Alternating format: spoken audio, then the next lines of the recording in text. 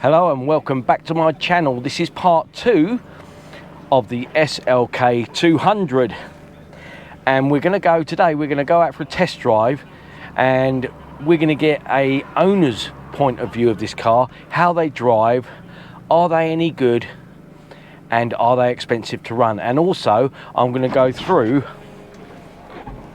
a few more of the costs that I've had to pay out for. So let's talk about it, and welcome to Show Off Your Mercedes.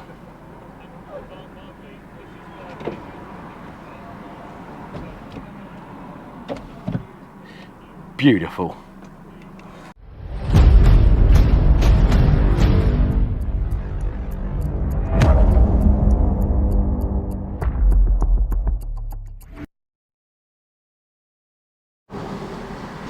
Right then, you join me with the roof down. Yay! Now, I'm going to talk about what is it like to drive with the roof down and a few other things. But before I talk about anything like that, we're going to talk about the one subject that maybe not a lot of people cover, and that is, what if you're a big guy, height wise, or in my case width wise? What is it like? Can people like us fit in a small convertible like this? And the proof is in the pudding. The answer is obviously yes. Now, as you can see, or people who watch my video, they can tell I'm not a small guy, okay? And I'm not talking height wise, I'm talking that way and that way. Okay, yes, I know, but I can't go to Weight Watchers because they're closed. Ugh. No more donuts. Oh, I can. Anyway, so as regards to, if you're a big guy like me, you can get in and out of this car no problem. Absolutely no problem at all. The seats are perfect. I think Mercedes, whoever thought of it, they thought of the seats in mind, being they're big and wide, and they catered for not only the sporty people, but also the people that aren't so sporty like me. The bolster is nice and tight up against my rib cage here, both sides. I'm not spilling out, I'm snug, lovely inside. The bum space is wide and it's quite long, so it comes right up to your knees, meaning you've got that rest of your whole leg as well as your bum, and you sit in it lovely. So honestly, if you're a big guy my size, then you're fine. I get in and out of it easily and you're fine. Let's just go around here. Now, how is it for feeling comfortable? How comfortable is it to drive one of these? Now, I'm sitting in here, we're going over the normal pothole roads of the UK, and I'm comfortable. I'm very comfortable. I don't get lethargic when I'm driving this car. I don't feel I have to really concentrate when driving this car. It's a really nice place to be. All the dials and everything are all within half an arm's reach. I can drive along and I can, here we go, and I can just touch it as I pleasantly want. It really is a nice place to be. Now, on this particular car, going about between, I suppose, 50 and 60 miles an hour, I am doing in this car, sorry, I'm just trying to concentrate on the traffic. There's quite a lot of traffic. In this car, I can do about 40 miles to the gallon, so you are getting a really good miles per gallon. This is in my car. I don't know if it's in other cars, but my car, if you go along on a motorway or an A road, averaging speed of 50-60 mile an hour, I've been getting 40 miles to the gallon. For a 20-year-old car, I think that's pretty damn good. So what is it like with the roof down? The wind is near non-existent. If you've got a wind visor that came with the car all these years ago, like I have, I seem to have managed to got this one with the car. So throughout the 20 years, I've always had this windbreakers have always been with this car, which is lucky, because they're about 50, 60, 70 pounds to buy now. I've got the window open about 3/4 because I've got the GoPro, and as you all know, the GoPro has a tendency of overheating if it's stationary, especially when you've got the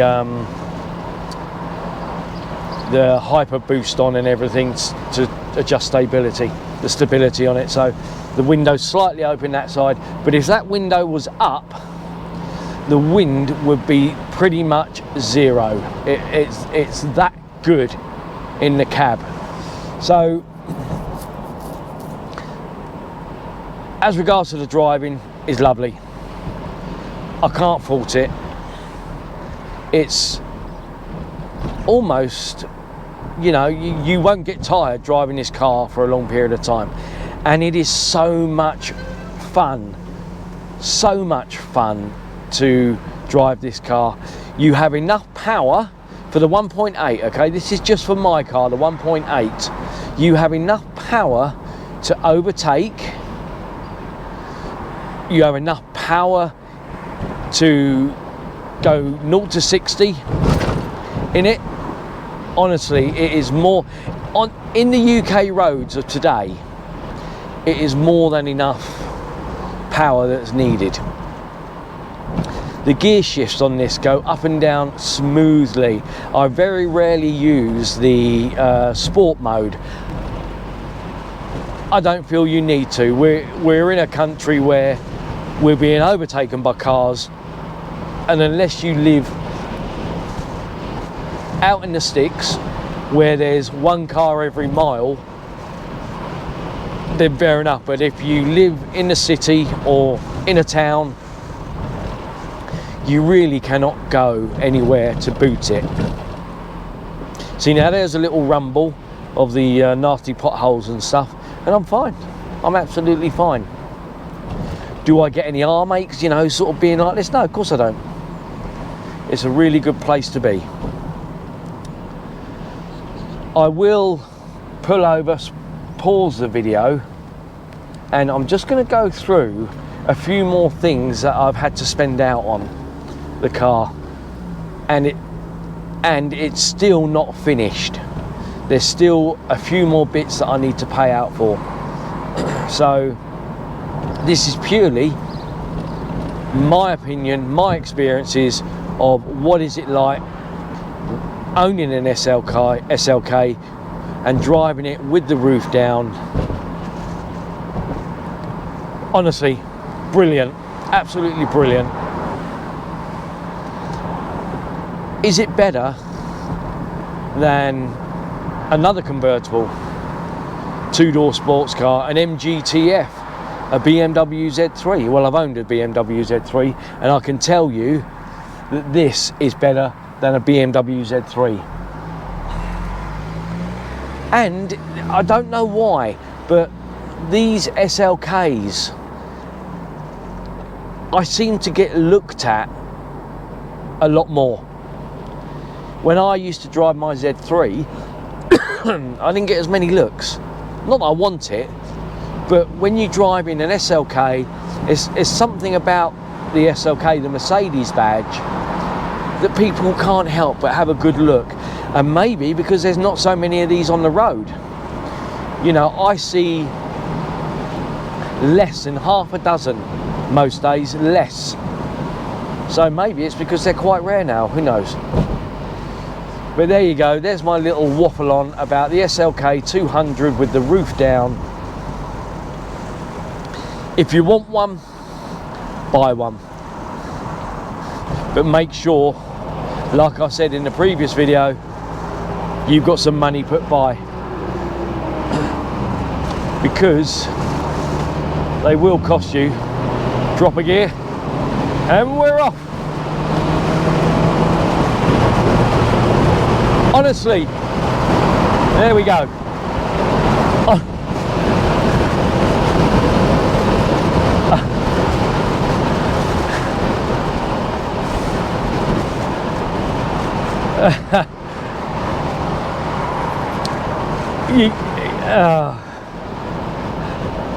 You can't help it. Honestly, it is a blast. It is an absolute blast. If you put your foot down in this car, it just, the fun of it all. Oh, here we go. We've got 3 lanes that are going to go into 2. Typical council. Will I be able to get in? Or will I not? Let me see. Yeah. That's it. Honestly, when you put your foot down and you just whiz off, and it's as simple as that. Let me just pull in here. And it is as simple as that. So anyway, I'm going to pull over. It's a bit long, this video. I'm going to pull over, and then I'm just going to talk to you about some of the costs. They're on my phone. Some of the costs that I've had to cough up for, even more than what I last said on my last video, and I might even repeat what I said on my last video because I can't remember. All right, so just gonna find a nice quiet road, and then we'll go through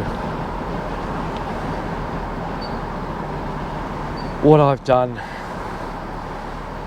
Now, this is a labour of love, okay?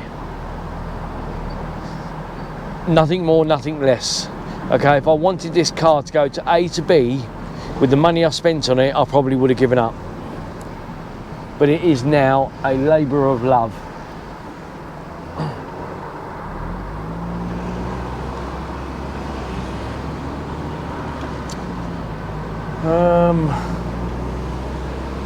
It's lovely with that sun.